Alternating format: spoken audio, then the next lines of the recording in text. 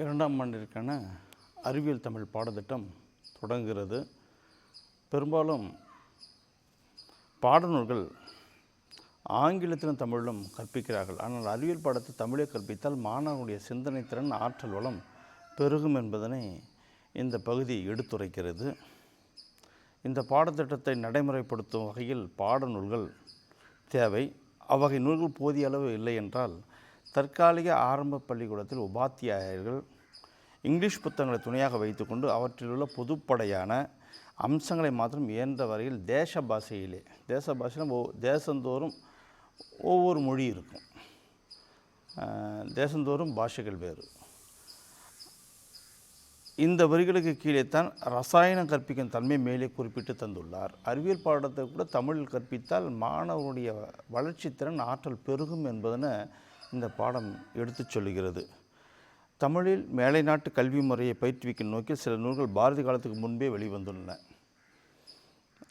வானை அளப்பும் கடல் மீனை அளப்பும் என்று பாடியவர் தான் மகாகவி பாரதியார்.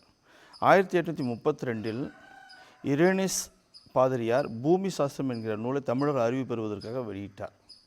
எப்பொழுதுமே ஒவ்வொருவனுக்கும் ஒவ்வொரு தாய்மொழியில் தான் பற்று அதிகமாக இருக்கும், சிந்தனைத்திறன் அதிகமாக வளர்கிறதுனால தான் மேலை நாட்டு பாடத்திட்டத்தை கூட பூமி சாஸ்திரம் என்ற ஒரு நூலை நமக்கு பாடமாக கொடுத்துருந்தாங்க. இவற்றை தொடர்ந்து பாலகணிதம் 1849, இலங்கை இயற்கணிதம், வானசாஸ்திரம், சரீர வினாவிடை ஆகியன வெளிவந்தன. இலங்கையில் மருத்துவராக பணியாற்றிய சாம்வேல் 1822 84 முயற்சியால் ரண வைத்தியம், ஏதாவது புண்ணாயிட்டால் அது தீர்த்து வைப்பதற்கு எப்படி இயற்கை முறையில் மருத்துவம் செய்வது, இயற்கை முறையில் மருத்துவம் தான் இன்றைக்கி பெரிதும் போற்றப்படுகிறது. இப்போ உதாரணமாக சாலையில் போகிறான், ஒருத்தன் விழுந்துட்டான், சாலை ஓரமே இருக்கக்கூடிய ஒரு தலையை கசக்கி விட்டால் அந்த புண்ணு ரணம் குறைஞ்சிடும். இப்போ நவீன காலத்தெல்லாம் நேராக மருத்துவமனைக்கு போகக்கூடிய ஒரு சூழல் வந்துவிட்டு, ஆகவே தொடக்க காலத்தில் காணப்பட்ட அந்த இயற்கையான முறைகளை தாய்மொழியில் கடைபிடிக்க வேண்டும். 1887 தற்கால நிலைமைக்கேற்ப சாஸ்திரங்கள் எப்படி பகுத்தாராயலாம் என்கிற நோக்கில் வெளியிடப்பட்டது. சேலம் நரசிம்மல நாயுடு 1900 விவசாயம் அல்லது கிறிஸ்து சாஸ்திரம் சார சங்கிரகம் என்ற நூலை வெளியிட்டார். அவற்றுள் சில பாடநூல்கள், பொது அறிவு நூல்கள். ஏன்னா பொது அறிவு கட்டாயமாக ஒவ்வொரு மாணவருக்கும் தேவை. இப்போ பொது அறிவு ரொம்ப மங்கி போயிட்டு இருக்கு. பாரதி பாவைக்கு இவைகள் வந்தனவா என்று தெரியவில்லை. எனினும் பாரதி காலத்தில் சில நூல்கள் வந்திருக்க வேண்டும், அவை போதிய அளவு இல்லை என்கிற கருத்தும் அவருக்கு இருந்ததால் தான் நூல்களுக்கு காத்திராமல் ஆங்கில நூல்களை தக்கவண்ணம் பயன்படுத்தி மொழிபெயர்த்து கற்பிக்கலாம் என்ற இந்த ஆவலில் தான் பல ஆங்கில நூல்களை நம்ம பார்க்குறோங்க. அதனால தான் பாரதியார் ஒரு பாட்டு அழகாக பாடினார். பரநாட்டு நல்லறிஞர் சாத்திரங்கள் தமிழ் மொழியில் பெயர்த்தல் வேண்டும், இரவாது புகழுடைய புது நூல்கள் தமிழ் மொழியில் இயற்ற வேண்டும்.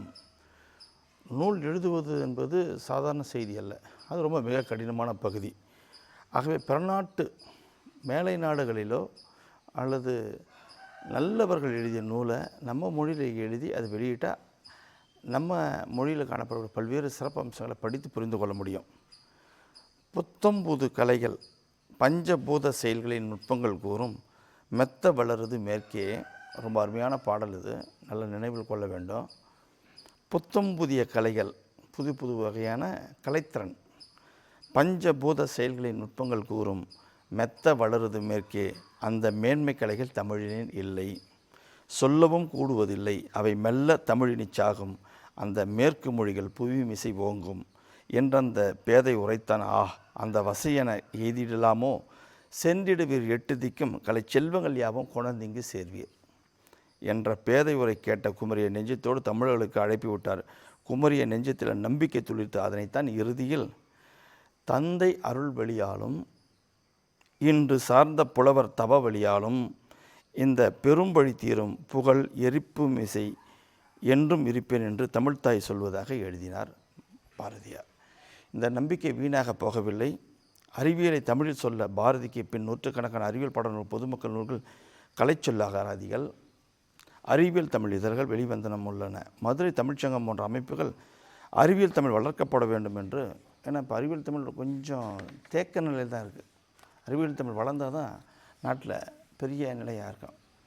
இப்போ உணவு முறை கூட பாருங்கள், பாரம்பரிய உணவுகளும் இயற்கை மருத்துவம் தான் போயிட்டான். தீநுண்மி காலகட்டத்தில் இயற்கை மருத்துவத்தோடு போயிட்டான். அப்போது உணவில் எதெல்லாம் சேர்க்கணும், குறிப்பாக மிளகு, இஞ்சி, பூண்டு, கறிவேப்பிலை, கொத்தமல்லி, இப்படி வாசனை பொருட்களில் இருக்கக்கூடிய லவங்கம், பட்டை, இதையெல்லாம் நம்ம சேர்த்தால் உடம்புக்கு எதிர்ப்பு சக்தியை உருவாக்கும் என்ற அடிப்படையில் தான் பழங்காலத்தில் இத்தனை வகையான கலவை பொருளெல்லாம் ஒரு உணவுப் பொருளை சேர்த்தார். அனைத்து இந்திய அறிவியல் தமிழ் கழகம், தமிழ் அறிவியல் பேரவை என பல அமைப்புகள் செயல்பட்டு வருகின்றன. தமிழ் பல்கலைக்கழகம் பல பொறியியல் மருத்துவ பாடநூல்களையும் வெளியிட்டு அறிவியலை சொல்லும் திறன் தமிழுக்கு உண்டு என்று மெய்ப்பித்துள்ளது.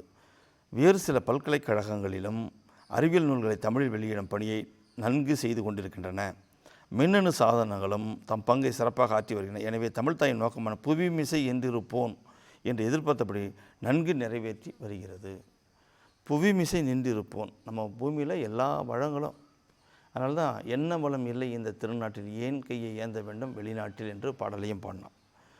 முக்கியமாக அறிவியல் தமிழ் முன்னேற்றுவதற்கான பெரிய ஒரு காரணம், அடிப்படை காரணிகளாக அமைந்தவை கலைச்சொற்கள். இப்போ ஹைட்ரோபைட் என்ற ஒரு ஆங்கில சொல்லுக்கு தமிழில் என்ன சொல்லாடல் அப்படின்னு சொன்னால் நீர்வாழ் தாவரம். Hydro water. Thermo flask, thermo means வெப்பம், ஃப்ளாஸ்க் மீன்ஸ் குடுவை, அப்போ வெப்ப குடுவை. வெப்பத்தை அதிகமாக தாங்கக்கூடிய இன்னும் அழகான தமிழ் சொல் சேம செப்பு. செப்பு என்பது ஒரு பாத்திரம், சொம்பு என்பதற்கு தான் செப்பு என்று அழைப்பார்கள். இன்றைய அறிவியலை தமிழில் சொல்ல புதிய கலைச்சொற்கள் உண்டா இல்லையா என்ற வினாவுக்கு விடை காணும் வண்ணம் மேலே குறிப்பிட்டுள்ள வாலிபன் புலவர் உரையாடல் அமைந்திருக்க காணலாம். மக்களின் தேவைக்கேற்ப வளர்ச்சி வரும். அந்த வகையில் புது புது அறிவியல் செயல்பாடுகள் பயன்பாட்டில் இடம்பெறும்போது அதற்கான கலைச்சொற்களும் உருவாகின்றன. பாரதி இதை கருத்தில் கொண்டு எழுதுவது ஐரோப்பாவில் லௌகீக சாஸ்திரங்களை தமிழில் எழுத வேண்டும் என்று பல பண்டிதர் மிகவும் ஆவலோடு இருக்கிறார்கள்.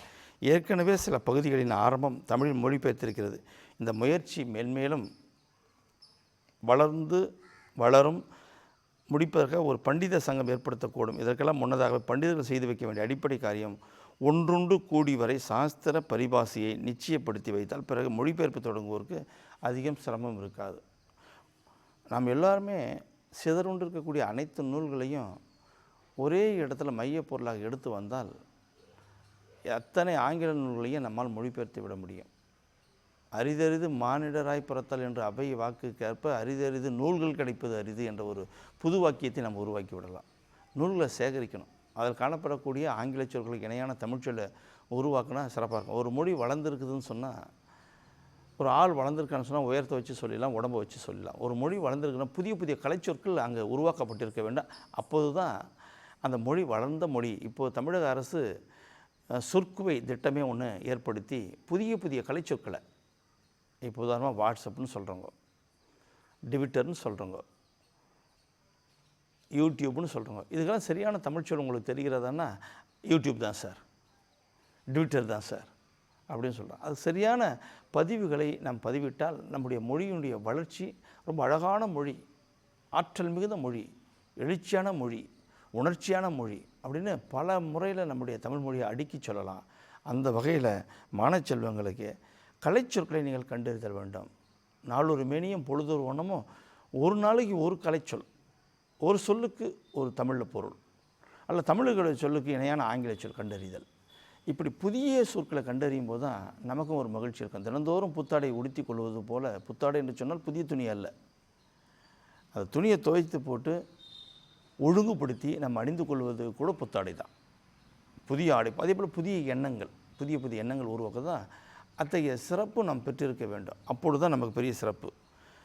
நிறைவு செய்யக்கூடிய நேரத்தில் மொழிபெயர்ப்பாளர் மட்டுமல்ல, நூல் எழுதுவோருக்கும் கலைச்சொற்கள் தேவை.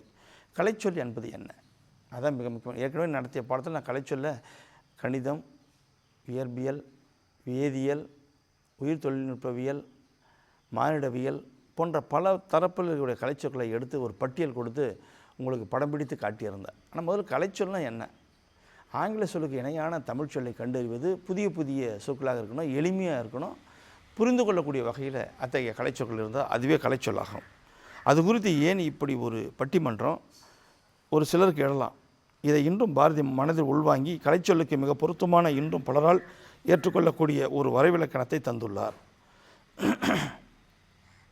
அனைத்து நாட்டு கலைச்சொல்லியல் அமைப்புகள் வெளியீடுகள் மூலம் அண்மையில் பலரும் அறிந்து கொண்ட கலைச்சொல் வரைவிலக்கணத்தை நம் பாரதி 70-75 ஆண்டுகளுக்கு முன்பே கூறியிருப்பது ஒரு பக்கம் வியப்பில் ஆழ்த்தினாலும் மறுபக்கம் வருத்தத்தையும் தந்தது. நம்மிடமுள்ள செல்வத்தை பயன்படுத்தாமல் புதையலாகவே வைத்திருக்கோம். நம்மக்கிட்ட நிறைய செல்வங்கள் இருக்குது.